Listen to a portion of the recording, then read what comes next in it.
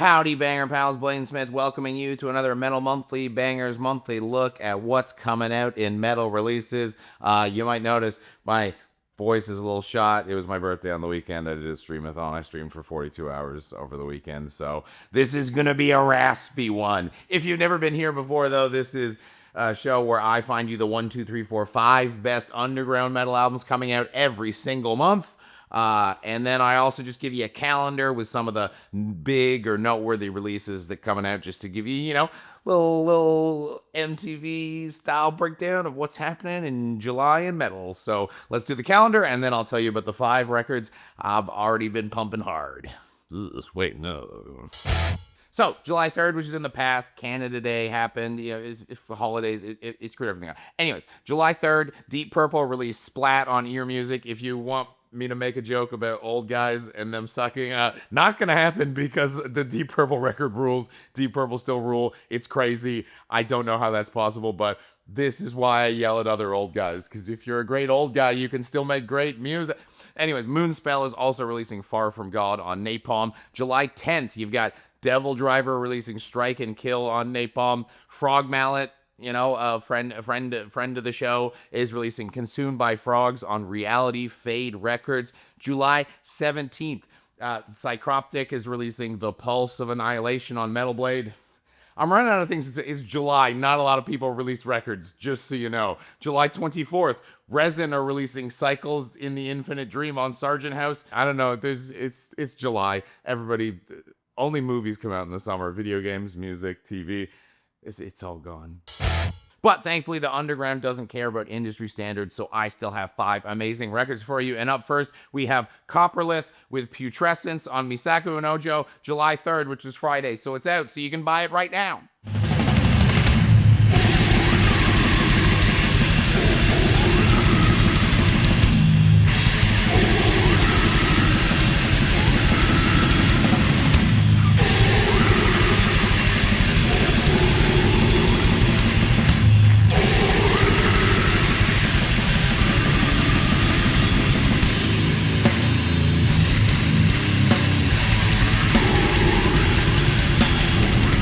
This is Toronto, Ontario, Canada death metal. Hey, that's where we are. What a coincidence. The cover is a inside job. Calls coming from inside the band by Archaic Filth. And now I do have to hit you with a big nepotism alarm, the biggest one ever. A member of this band is one of my best friends who's done a good portion of my tattoos. So there's that. But if you do like tattoos, as an aside, this is a 4-tattooer band, FYI. Unsurprisingly, Coprolith bring all the grimy, dripping death bordering on death doom you expect out of a Blaine recommend in the death metal category. What I think makes this one extra special is that while these type of bands do tend to have a variety of tempos, these guys are just constantly faster, slower, really fast, really slow. They can't find a speed they like to play in, so they figured, let's just play in them all. And even if I didn't know the band, it's a band that's very in the MCU, the Metal Comedy Universe, of course. I assume that acronym's not taken, because despite only playing shows in Ontario and Quebec, they've done so with many Metal Monthly faves. Undergang, Ultratumb, that's just Hedonist, Sedimentum, Ossuary, Grave Infestation. So if you don't trust me because of my conflict of interest, you can certainly trust that crop of band as both a quality vouch and just a solid guess for what this record's gonna sound like. After that, we've got Frolic, Legacies of Cybernetica on Hectic Records. Also came out July 3rd. Happy pre-Independence Day, post-Canada Day, I guess, for records. This is how much you hide in mind. You turn your back. We're the only one that's left alive. The shade's locking behind on your side. The golden field as it calls into your life. The paranoid of filthy, nowhere to duck and hide. Here we have thrash, yay, thrash, Bay Area thrash at that. So I actually knew about these guys from their last record, which I enjoyed. The cover art was a little more jank, and the music was a little more jank. And this is why I love cover art, because you get to see the progression of a band both visually and sonically, because there's been a big upgrade to the cover art and a big upgrade to the band. But I still like the old cover art in the band. So it's kind of rare that I bring you Bay Area thrash, right? We know I'm normally a German guy. German thrash guy, not German ethnically, despite what's going on. Not to dwell on that, but gosh darn it, these boys have brought all the speed and aggression I go to my Teutonic thrash for, and they dropped it stateside. Like, everything starts with just like, boom, which, thank you, yes, that is what I generally want out of metal. And Frolic, interestingly, operates in a sort of gap between a lot of thrashes because they're Bay Area, but with some German intensity. They're technical and sci-fi based with some of the buzzy bass sound that comes along with that, but more grounded and organic feeling.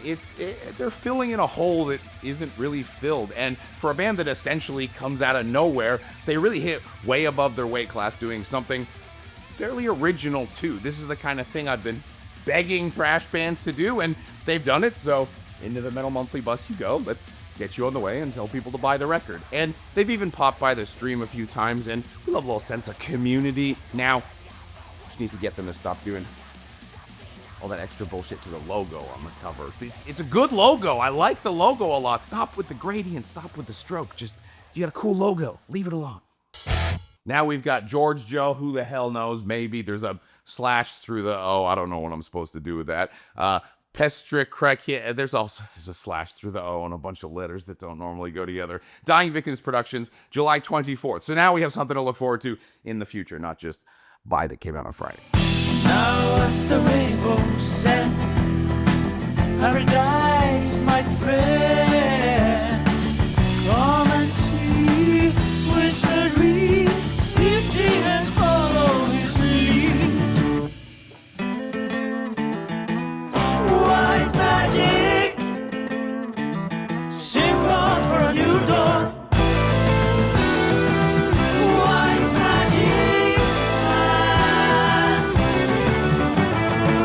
So these guys are Norwegian prog. Full stop. Cool, slightly metal psych cover going on. And yeah, this is totally freaky. How freaky is it? Well, it's not even on Metal Archives, but it absolutely is on Prog Archives. And if you've never been to that site, it is real and it looks exactly the way you think it's gonna look. And this belongs on there because it's double Black Diamond level prog. You do the test, you know, the prog test. There's a prog test. It's pretty long and involved. You just go, did someone play a flute on this bitch? Yes. Oh boy, we are in for it. I guarantee these guys absolutely love Jethro Tull, but they're also Norwegian, so imagine if Jethro Tull got blasted by like a Nordic beam. Because you can absolutely hear them or Rush or Deep Purple, who, like I said, are back and are still amazing. But it also sounds clearly Norwegian. And it turns out Norway is a pretty prog-sounding place as it is. So we're magnifying the prog to levels forbidden heights. It's every instrument, insane synths, warmth, fuzz, everything you want. Assuming you're okay with this stuff, because if you aren't and you listen to this, you will react like a cop seeing fentanyl. Then we've got Tabernakel with Scheintaufe, Iconoclasm Conquest, July 31st.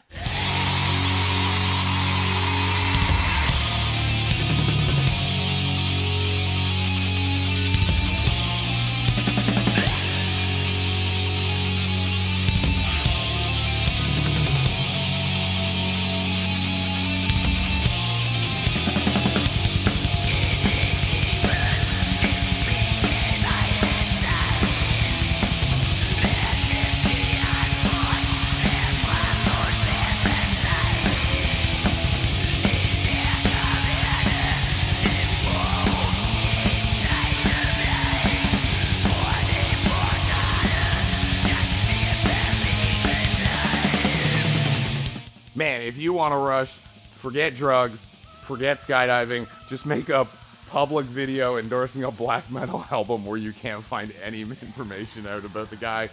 And this is the file photo of him. Woo! But I have checked his ass to the best of my ability and found no Nazi paraphernalia. He's just some freaky little gremlin making black metal, I guess. Also, I love this photo because it does just look like someone snatched the wig off a drag queen. It's great. But I think we're safe because it does seem like this guy just wants to make some black metal. There's basically nothing getting in the way between you and some cold wind blowing across it black metal. He didn't record it on a speaking spell, and he didn't dork around with it in post. He really just wants you to listen to some black metal without thinking about other things. He's not jumping on trends, he's just making that classic for a reason black metal sound. There's way too much of this, I don't know, overly aggressive in your stuff face flying around right now, and I need a little atmosphere to put me in the mood, baby. You know my headaches. And since he wants me to listen to black metal, we're more than happy to oblige. He does want you to listen to a little dungeon synth, but just one in the middle, not too much. And it's not too fantasy, more industrial, not like industrial the music genre, like it makes me want to play a worker placement game industrial. So,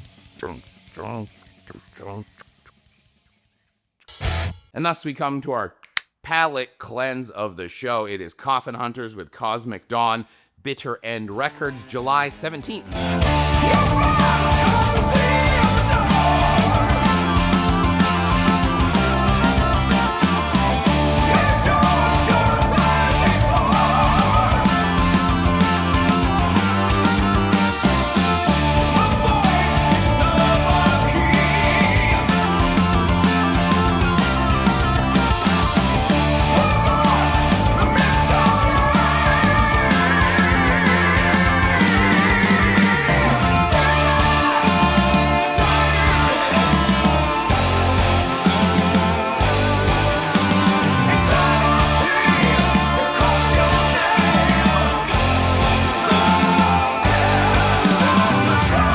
Honestly, this week's palette cleanse fits pretty well with this week's prog freakout. It's not a prog metal album, it is some over-the-top heavy metal. Sean Rivera is singing for the damn bleachers. This ain't no Moon River Rock, as I always say. He's got some serious pipes on him, and speaking of pipes, there's a pipe organ. Okay, not exactly a pipe organ. That's a little impractical to take to like a concert or something. But they do have a whole-ass mellotron, which is, I don't know, close enough to a pipe organ for the joke. The warbly space synths are definitely a bonus highlight and cause the album cover to make a whole lot of sense. There's this kind of, what if instead of airplanes and Brexit, Bruce Dickinson got into spaceships and Braille SD? Wait, what the hell? Okay, so after I've said everything, I do realize what the hell was I talking about. Literally everything I've said has described this as, yes, in fact, it's a 70s prog heavy metal album. Do with that what you will. And can you believe it? 2 prog albums from me in 1 month? Got a feeling it's going to be a prog boy summer, which I guess is still a white boy summer. Yes, okay, it's just going to keep happening. But before you go, stop right there. So it was my birthday on the weekend, and, you know, I just streamed. I mean, but members of my Twitch community and at the same time the Metal Monthly community got together and made a compilation to celebrate my 40th birthday because they're the nicest people in the world. It features a bunch of bands, like I said, from the community, a lot of whom have been featured in Metal Monthly, and all but 2 of them are original tracks for the compilation, which is incredibly nice. It's got this phenomenal artwork done by a member of the community, and it was put together by a member of the community, and it's coming out on a label. It's a member of the community. It's crazy. It's so nice. Nicest thing anyone's ever done for me. So, if you go and grab a copy, I get no money from it because also the proceeds are going to charity, which is very nice. So check it out. If you like Metal Monthly, you're going to like the compilation. And just look at that fucking album cover. Unbelievable.